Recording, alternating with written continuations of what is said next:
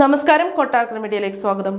ബാംഗ്ലൂരിൽ നിന്ന് വിൽപ്പനയ്ക്കായി കോഴിക്കോട്ടേക്ക് കൊണ്ടുവന്ന 2 കോടിയുടെ മയക്കുമരുന്ന് പിടികൂടിയ സംഭവത്തിൽ യുവതി അറസ്റ്റിൽ.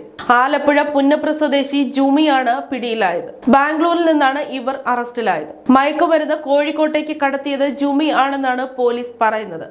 ഇതേ കേസുമായി ബന്ധപ്പെട്ട് പെരുവണ്ണാമുഴി സ്വദേശി ആൽബിൻ സെബാസ്റ്റ്യൻ, ഷൈൻ ഷാജി എന്നിവരെ നേരത്തെ പോലീസ് പിടികൂടിയിരുന്നു.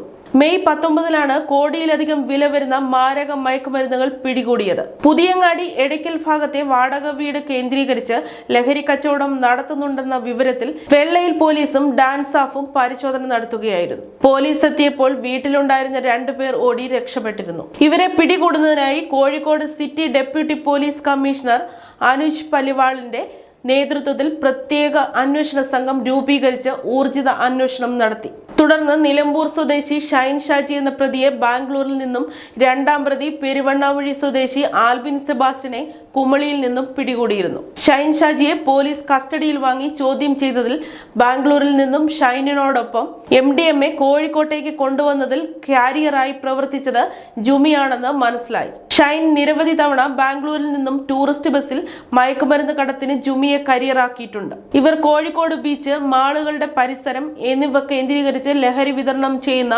സംഘത്തിലെ മുഖ്യ കണ്ണികളാണെന്ന് പോലീസ് അറിയിച്ചു. പിടിയിലായ ഷൈൻ ഷാജി സമാന കേസുകളിൽ 2 വർഷം ജയിൽ ശിക്ഷ അനുഭവിച്ചിട്ടുണ്ട്.